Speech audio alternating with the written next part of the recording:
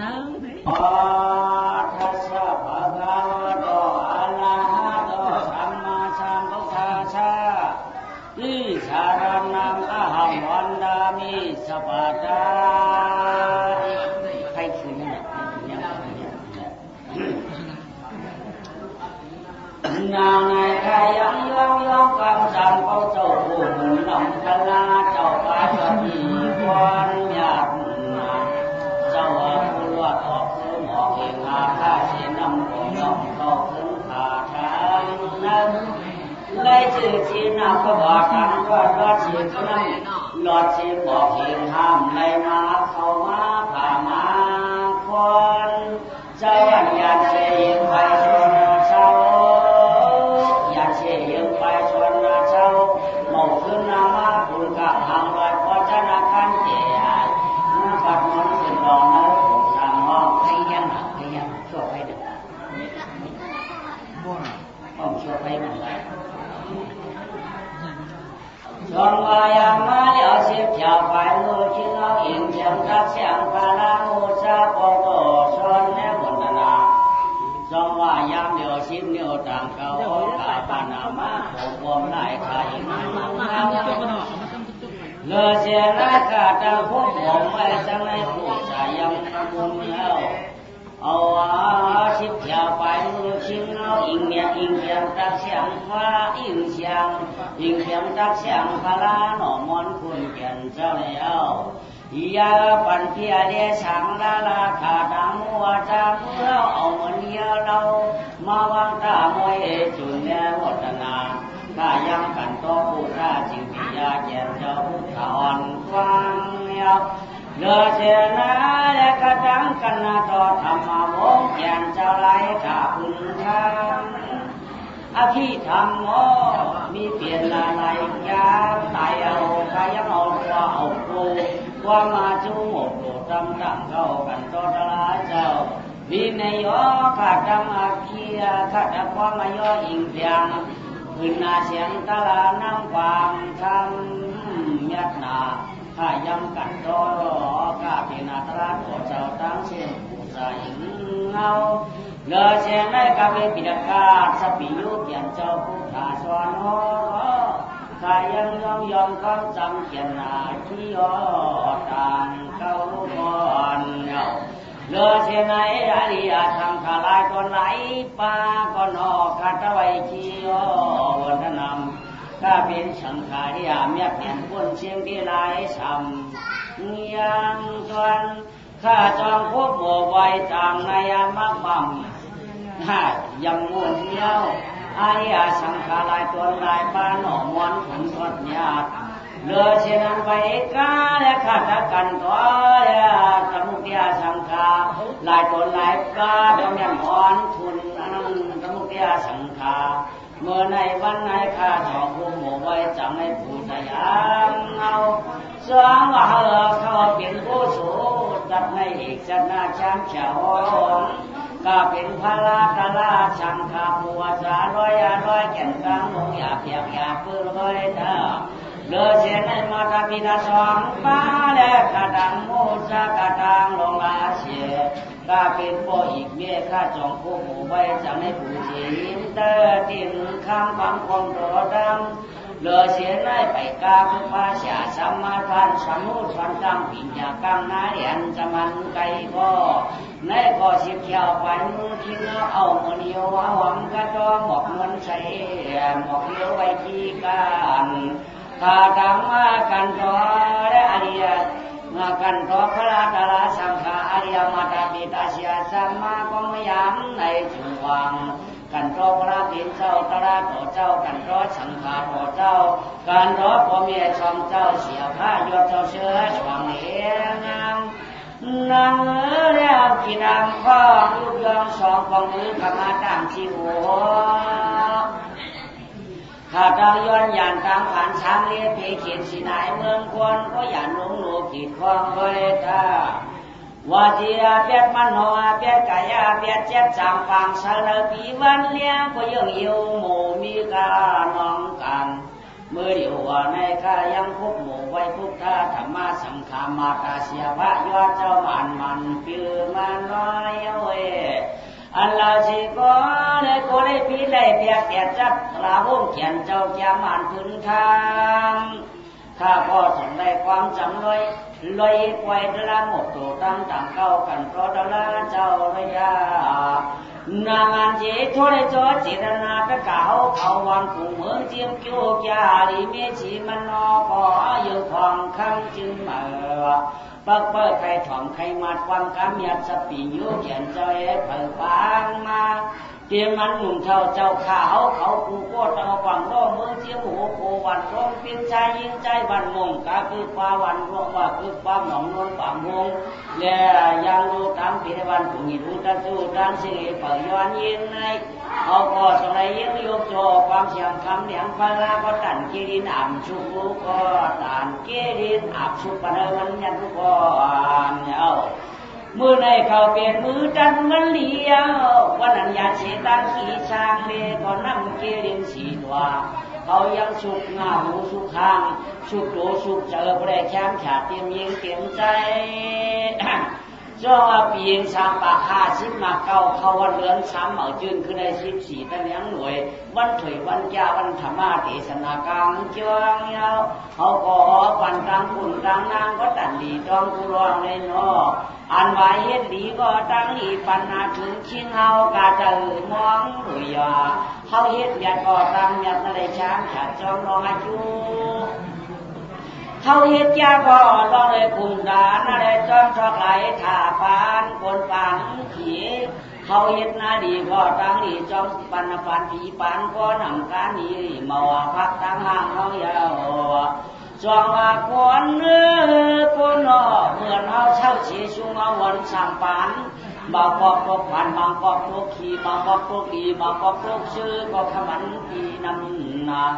บางปอกเฮ็ดหน้าเมื่อเกิดไกลดีเกิดกะทีทุกข์อยากคนสิ่งที่อ่ำชาตัวใจเฮา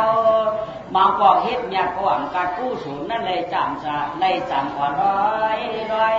เฮ็ดได้ดีขี่สองปาตาลาโหเนี่ยเปียปันแก่นผาต้อยมพาเขาว่าเฮาเฮ็ดดีก็ตามดีนั่นจอมต้อยวอมพอเขาเฮ็ดหยัดก่อตามหยัดนั่นแก่ทางสร้างก่อปัญหาเชียงเขาเฮ็ดให้ก็ไล่ห่างให้หนังราชมาก็หอเดียวเขาเฮ็ดกันเลยก็ว่าอยู่อันนั้นได้จอมปันชิงเอาเนื้อตีวันนายแดงก็นั่งจอมเยี่ยมเฟืองในเอาก็ให้ก่อนกันต้องสร้างเด็กคนหามาด้วยความทำนานทำเสียงแจ้งพ่อหุ่นพ่องำละพ่อผู้เขาได้มีบ้านมีจังสดตาหน้าพอมาไหนทาพรความกันเย็นเงา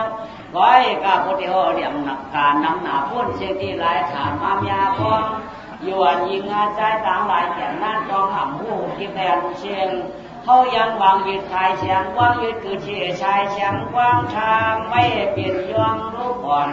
ไฟกาพอที่เขาเลี้ยงการนำหน้าพ้นสิ่งที่อยู่ไปหูของเสียงบางหอนไปพอต้อร้องเจ้าที่มาเอาว่า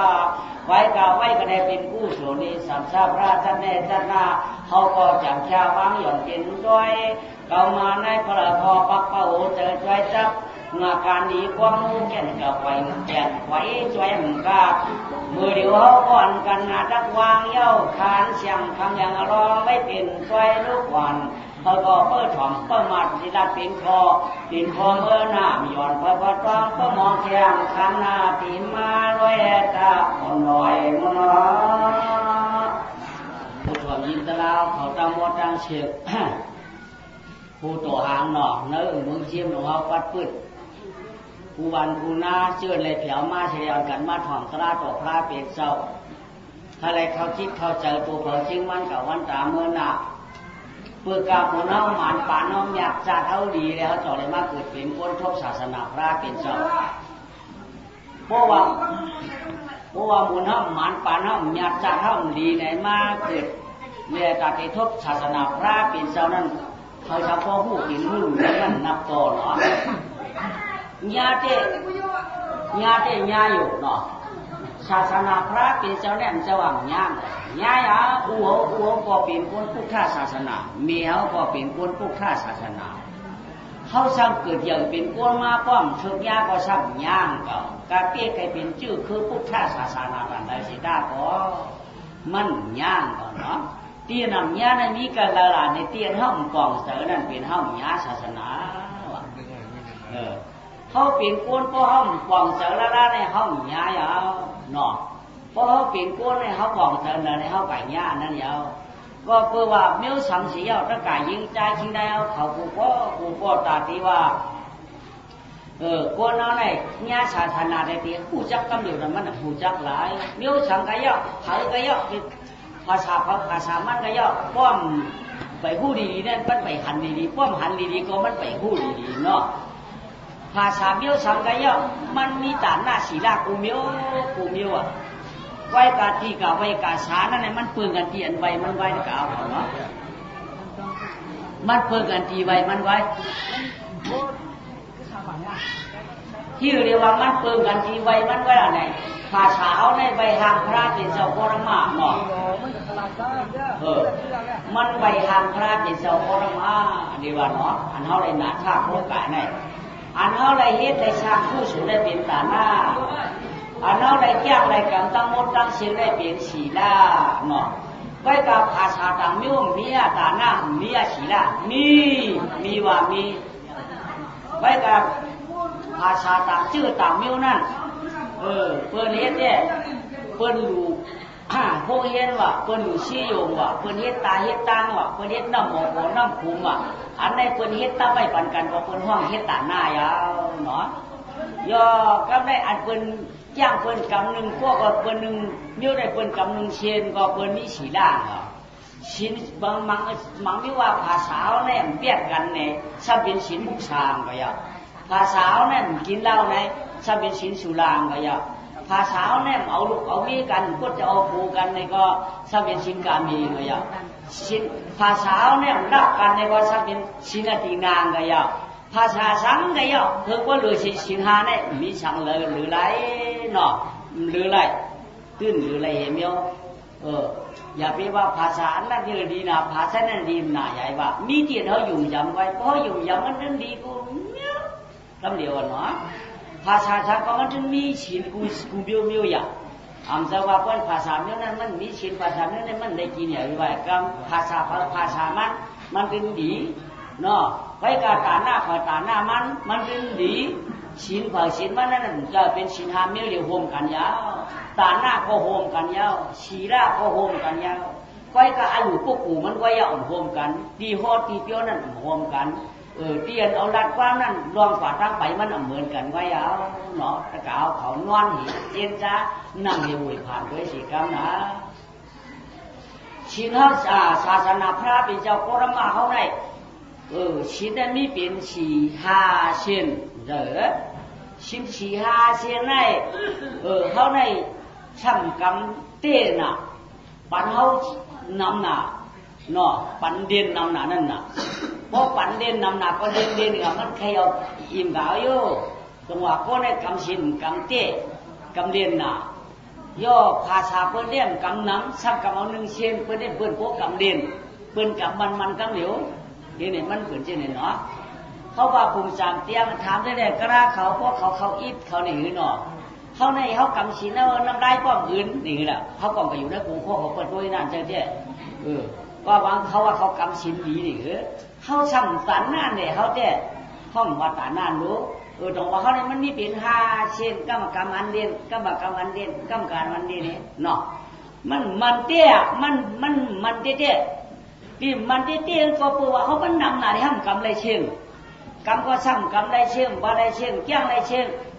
กรรมก็ซ้ำมีสินงอกสินนั่งเท่าไรก่อนเฮ็ดเอาไว้เขาพระราชเจ้าแจ่มดีกันเขาเกี่ยเฮ็ดเอาไว้เขามีก็เลยละเขาเจ้าเขากรรมเนื้อว่าไว้สมบัติเท่าไรก่อนคนหลอกว่าหาได้ห้ามกรรมรู้ฮะสมบัติเท่าไรก่อนรู้เนื้อว่าก็สินห้าเช่นจ้านั่นน่ะนอกว่าก็สินห้าเช่นจ้านั่นน่ะเนื้อว่าก็เป็นสินเปียดจ้านั่นน่ะนอกว่ามันก็เป็นสินเปียดจ้าได้เพราะใครกรรมเนี่ยมันถึงกรรมในกูสีไปกล่าวว่าเอาเขาเฮ็ดไว้เอาพระราเป็นเจ้าเตี้ยมว่าไว้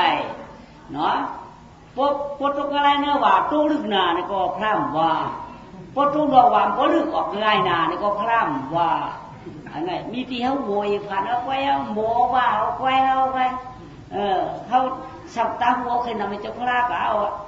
ฮะนี่มันเนื้อหวานที่ฮัดกับมือหนอกว่ามั่งกับไม่ช้ำว่าในเทียนลูกวันมันเหมือนกันยาวมันเหมือนกันนะเนาะพระเป็นเจ้าเปียที่ตรวจง่ายเมืองกวนเมืองผีเมืองตะวันตกเฉียงปักชาปลายแตกงอนอกว่าเนื้อหวานเหมือนกันวัดว่าเวียก็ดีเดียวก็เปิดในเขาใครดีเขาจะวันกันเฮ็ดดีเนาะกวนเราเฮ็ดการตั้งดีได้มันมีกล้องเงาเขาเหตุการณ์ตั้งให้ก็มันมีกล้องเงาที่คือว่าเขากล้องเงาเขาเนี่ยมันขึ้นกับจ้องเขาที่เตือนเนาะกล้องเขากล้องเงาเขานั่นนะเขาว่าผู้จานเตียงว่าเขาเอามือเกี้ยงไหนเขามือเกี้ยงไหนเขาติวชาหมอกออกเพื่อเนี่ยมือเขาเอาพวกโคพวกเลี้ยงเงาตีมือชอบเตียนนั่นเกี้ยงเห็นมือกล้องเงาเขานั่นก็ชำปาพวกโคพวกเลี้ยงมือไงอย่างเขาติวกอกหมอกมือก็กล้องเงาเขาอันออกมือจอมเขาก็ชำปากอกหมอกมือไงอย่างความเสียงเจ้าความเจอเขากล้องหรือสีกล้องเขาเนี่ยกล้องเงาเขามีอ่ะเขากะหากินตัวเนื้อดีนั่งก็กล้องเงาเขาก็ช่างกว่าจอมเขาไงอย่างมันสารคัดสางเขากล้องเงาเขานั่นสารคัดสางเขาจะว่าเขาติวกอกหมอกมือเกี้ยวในกล้องเงาเขาดีแบบไฟเขาถึงมันเฮ็ดกล้องเขานั่นกล้องเงานั่นเนาะเขาแบบกล้องเขาถึงกล้องเงาเขาซ้ำใครกาได้เดียวกอกหมอกให้ออกเฮือดีกว่าเกี้ยวก็มันเฮ็ดกล้องเงาเขาได้เขาปาดอะไรก็มันปาดอันนั้นยาวพวกนี้ก็เปลี่ยนเช่นนี้นะชัดที่ถอดตัวเขาจะมันเนาะเขาเหตุการณ์ตั้งดีก็ตั้งดีนั่นดีมาจอมเขายาวเขาเหตุการณ์ตั้งอันนั้นดีก็ตั้งอันดีนั่นดีมาจอมเขานั่งเงาตีรีวีรอดเหตุการณ์อันดีนั่นไหนจอมอ่อนกันจอมการตั้งดีสีกันไหนกูนั่นไหนตัวว่าเขาเป็นปารามีเป้สังเกตเจเนี่ยเนาะอันเขาชูอันเขาย้อนเด้ใครเมืองขมานี่ป่านเต้ๆก็ไว้การเขาเฮ็ดเขาชานั่นเด้ตั้งเขาชูย้อนนั่นมันไกลกันหนาเตียนมันไกลกันหนาปรุงจามเตียงในเขาเงินเขาก็นำเนาะเงินเขานั่นมันนำในทุกวันเด้เงินเขานั่นมันนำเขาทำอะไรลวดเจ้งเปินในเงินเขามันเปี้ยมันเป็นอะไรเนาะไปว่ารถ$4รถ$2ไว้เขายังไปเอาไหลนี่มาว่าไม่นานเนาะเงินน้องยังเพิ่มนำมาเนาะดูจะเขาได้ใครรถเยอะรถหลวงเนาะใครกาเยอะกาหลวงใครไรมีวันจ้าลูกวันไปการเงินเขามันช่ำเปลี่ยนเช่นนั้นในกอตอนนั้นนางเก่าดูจะเขาได้ใครได้นี่ปั่นเงินเขาช่ำตัดชิ้นเขาช่ำเพียงกู้ชูเขาช่ำถึงเนี่ยก็มันหดไหลเปลี่ยนได้เนาะอันเขาใครไรนั่นมันไหลเพราะว่าเขาเหตุการณ์นั่งลีเนี่ยเต็มทนเนี่ยมันได้อย่าไปว่ากันดูว่ากูปีกันเหตุการณ์นั่งลีมากเสียทางเป็นหน้านั้นกู้ชูเลยอย่าไปว่าเอกรรมนะอย่าไปว่าอันนั้นอย่าไปเชี่ยไปเกี่ยชอบเอกรรมอย่าไปเทียบมันเทียบเอกรรมอย่าไปว่ามันตื่นเมาหวังเอกรรมเนาะว่ามันคืออย่างบางช่วงว่ามันจืดมันเจอเหตุการณ์ในปัญชติตะกายยิงใจจริงนายเอาเขากู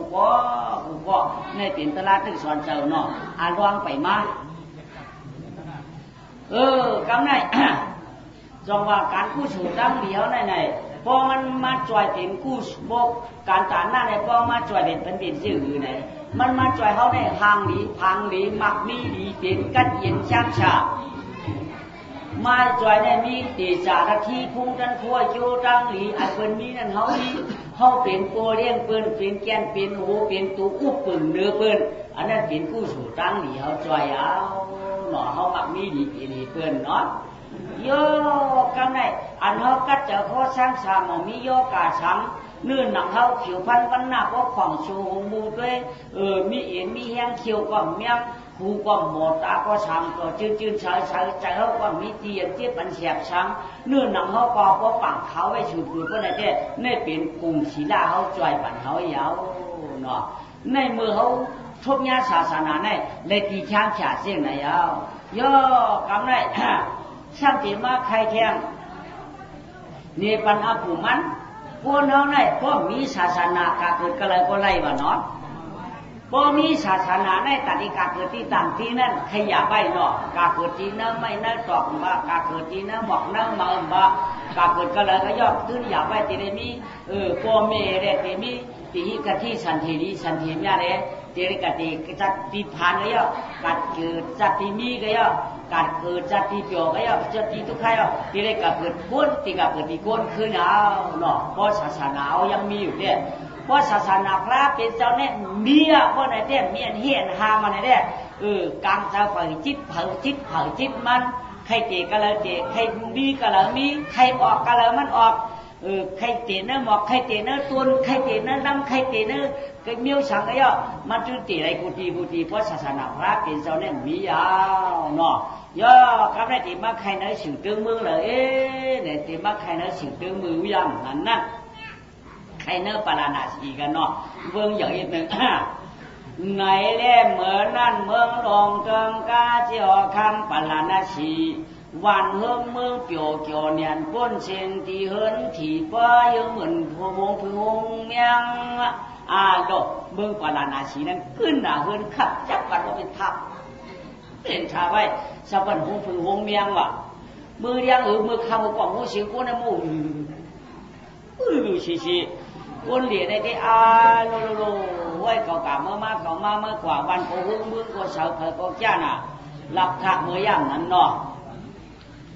เมืองหลวงเติงกาเมืองหลวงเติงกานาจอข้างปัลลาวันเมืองเปียวเนียนคนสิริช้างชาเตียนนอกเตียนนะสวัสดิ์ปราณาชีปีโยเจจูช้างชาวเขาเป็นเมืองหลวงเติงกาแก่นตั้งหลวงอ่างไงเนี่ยเมืองปราณาชีได้เมืองขึ้นหนาคนขึ้นหนาเนื้อวันโกหึงเนื้อเมืองโกชามียาโกจ้าหลักฐานหน้าโกเปียงเวียงเขาโกกวางผิวที่ช่างของขึ้นหลีวันเจาะโกเปียงผิงวันเจียงก็มันโอยโกหองมันโกพุ่งโกตับมันโกระอับอยู่ไอ้กูตีเมืองปราณาชีเนาะย่อคำในอันเป็นชวนหมอกเจ้าหอคำสามีตั้งห้องหอว่ะบ่ไก่หอหนาการในชักใจสองก็ผัวเมียว่ะลุมลาไว้กระชื่อเนื้อกลางชวนหมอกเจ้าหอคำนั้นสามีหนองลูกหนึ่งเนาะเนื้อหนองนั้นสามีหมูเนาะ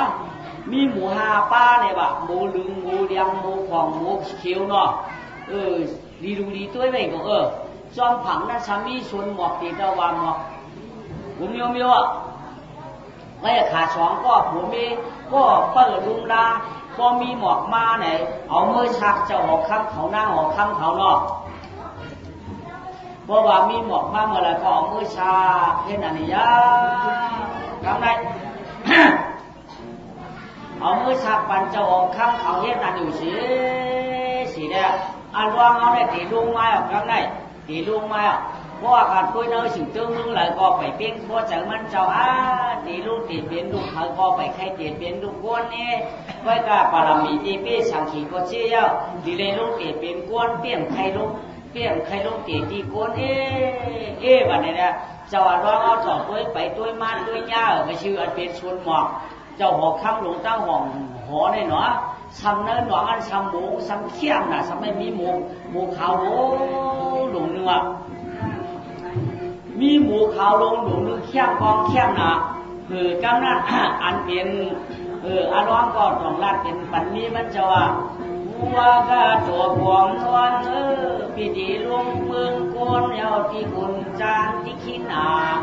พิธีลงตีลงตั้งเอาจัดพื้นเจจุงปลาหอข้างเมียวพิธีลงเก็บปันพิธีลงเก็บปันปันประตูมาข้าเนื้อวังเดชาเมืองแสงเยาพี่เดียร่วมเปลี่ยนลูกเขาโมวังกลางหวังน้ำวังเพียงเปลี่ยนเช้าเพียงอยู่พักกันยาวเช้าก็เช้าได้ว่าดีเป้าละมาเกียงวังเช้าที่คงจอมเอาเช้าได้ช่วยว่าเป้าตีว่าเมื่อเลี้ยวในปีดีดวงเตี๋ยฉันเทพื้นเจียกลางปลาเป็นเจ้าเป็นใจทุกคนเนี่ยลาฉันมีมันเนาะมีมันว่า ปืนกัดเจได้เฮี้ยในกัดเจดีบอกเอาคาลาปีนี่ว่าน้ำเขาป้อมกัดเจดีหมอกในพวกกะออกที่ฟุ้นไหนได้มันอยากหนามันอยากหนากู้สู่ตั้งดีแด่เฮามีเอารู้กาจีจีก้นเนี่ยมันอยู่ในตัวซ้ำว่าอวิชชาปยาปัตตามันอยู่ด้วยคือเมียคือปีคือน้องคือหน้าคืออานำหนาพอกาเจดีนะบอกออกมาเป็นบุญเลยก็เฮาหลุเลยพ่อมพ่อหลุเลยมีเจอมีคือหมอกกะวันนี้เนาะเพราะนั้นเนี่ยก็ปีลงตีนะหมอกก็น้ำก็ลงตีเมื่อไรก็ตีลงตีนะหมอกจ้องตีหน้าวันนี้เดียวน้ำเนี่ยขาผมมีสั่งความกันไว้เยอะเนาะเด่นมันเจ้าก็ตีลงมาตีนะหมอกเนี่ยคำไหนมีมันก็ว่า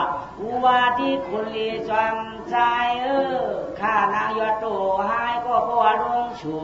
เตลงเตเตียนเนื้อหมอกมือหนังเจ้าปีละนวังสัมผูกุญจัน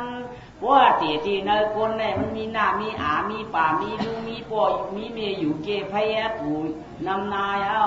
เพราะว่าลงเตที่หมอกในออกมาเยอะก็เป็นปีเผอคือมันก็อยู่เสาภายง่ายละเพียงเพราะนั้นในคนนั้นก็ติดลงติดหมอกเก่าในนอกครับผมมีเนี่ยดัดกันสิเด้ลองเขาเนี่ยลงยาวทำได้ลงมาอ่ะลงมาติอันเป็นอย่างไรอันเป็นเนื้อหมอกมูเนาะมาติเนื้อหมอกมูยาวทำได้ก็ลองในเพราะว่าเอาตัวเจ้ามาติดในเนื้อหมอกหมูได้เช้าเนื้อหมอกหมูได้ความลงกว่าเนื้อเมืองตรงต่างเนื้อความเมืองปราณาชีได้ความลงหมอกความลงกว่ามูว่าก็เป็นเช้าหมอกเช้าหมักเช้าไม่เช้าตอกเช้าหมอกเช้าเมาความกันแล้วก็ป้อมหัวไหวคู่คูลังกว่าตั้งแต่ก็ตื้นหอมทั้งนั้นไหวกว่าตั้งแต่ก็ตื้นหอมทั้งนั้นข่าวเงาบนลื่นหลังไว้ว่าเนื้อเมืองปราณาชีมือเดียวได้เปี้ยหอมหมักเปี้ยหอมหมอกนิ้วฉังเพียงคือก็เขาพูดเจ้าเปี้ยแขนใครผู้อันเป็นอมัวยาเป็นมิวตูนมันหยดมันเหมือมันนั่นเปี้ยเป็นหางไหนเจ้าขวันโกนเมืองสวกมาเต่ามาหามาตื้นว่าหันกันแล้ววันวะไอ้เจ้าอารองพลามามีก็ชื่อเนื้อหมอกหมูกลางหนองหลงนั่นเขาก็ไปพูดที่ปองที่เลี้ยงไว้หวามก็ชื่อเนื้อเมืองปราณาชีก็ได้กาไก่กูก็หวามมีเลยก็ตื้นหวามกันนั้นอยู่เลยก็ตื้นหวามกันได้คนเอาขั้นตกเจอเลยตื่นห้องมัดห้องเมืองเขาไม่ให้ความคุ้มชีไว้อุโวกันเนาะฟังไงน่ะมัดห้องเมืองเฮ้ยเมื่อเดี๋ยวได้เปียตาชาตาหน้าหอมมาได้เดินไปเมื่อเดี๋ยวเขาผู้เป็นเจ้าก็ได้ยินเสียงหมอกเสียงหวานก้อยก็เมื่อเดี๋ยวได้เขาใครได้หลอมตัวเขาใครหลอมตัวเขาก็หันการหันกิ่งหันยอดหันเมาเป็นมิ้วเดินวันนั้นเขาก็ป่องเจ้าหน้าเจียงเป็นอันเฮียงอันดีว่าอันเปื้อนวันนั้นเขาใครหู้อามูอายาไปกาชูปลามองห้องโฉดดูเขาเป็นออกมาชักบันเขาผู้เป็นเจ้าเพราะเป็นก้นเท่าอะไรมาที่ปันเปียวๆปันได้เหตุการณ์ช้างเพราะเป็นก้นหนุนก้นกำอาชักเพราะนำในไรมาใครหน้าหลวงให้หลวงนี่เพราะได้ปันใครเฮิรจันเฮิรถากก็ได้อาปันนั้นก็ใครเฮ็ดก้นเนื้อหัวเฮ็ดเนื้อสังกัยย่ออาหลวงนั่นเจปันมันยาวเพราะไรมาได้อ่ำซากอ่ำสูงเขาผู้เป็นเจ้าแด้มไล่ตามบ้านเฉาทองกาชาวบอกอ่ำหายนั่นเดียวเฉาทองว่าไหนเนาะหลัดจังไหนก็ได้เขาเป็นเด็กชนได้ผิวเบี้ยงหนึ่งก็ไม่เนาะวันก็ปืนก็ป้านั่งมองไอ้กว่าโฉปอกป้ามีมองห้องโฉลงกว่าไม่ทองมิวอันหอมนี่พอใหญ่ร้องเลี้ยงหมอกแมบไว้เป็นหมอกไม่ก็เยอะเป็นหมอกสังไงเป็นนิ้วสังก็ดีเอามือชักตัวเป็นเจ้าก็เป็นก้นเท่าใครชู้จิ้งหือก็ไรก็เป็นก้นหนุ่มใครการจิ้งหือก็ไรอย่าเปียวสูงเตอเตี้ยอย่าเมียเตอตวงอย่าเปียวไว้เนื้อเปียอย่าเย็ดไว้เนื้อกุย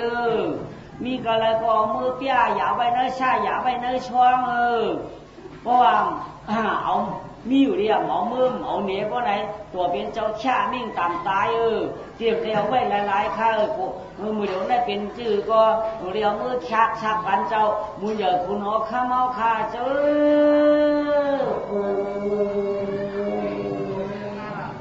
ในโชว์หรอมือข้าเอามือชาข้า เป็นเมียวหมอกบ้าเป็นเมียวหมักคือตัวเป็นร้อนเป็นเขียนเมียวอย่างบ้าเพราะว่ามีอยู่แล้วส่งไว้ชิมไว้ในตามตายเพราะว่าเอาส่งเอาชิมมาเนี่ยเมื่อมันจะออกข้ามเอาถึงบรรลัยก็บรรลัยค่ะที่ได้ชู้มันการค่าเจ้าปูในโชว์ลงไว้ในเนาะส่วนลงกว่าตั้งทุกข์เราเอามือขาเพราะว่าเจ้าเราเอาสงไว้ชิมไว้เต็มได้ชู้ค่ะเพราะว่าเอามือจู้ตัวเป็นเจ้าตีได้เงินตีได้ข้ามค่ะตั้งมาโวกไว้ค่ะคาราเมลหังก็ตีได้เมลนั่นค่ะเนาะเพราะเอาสงไว้ชิมไว้ในตามตายเพราะไว้ได้ได้ค่ะเจ้าคู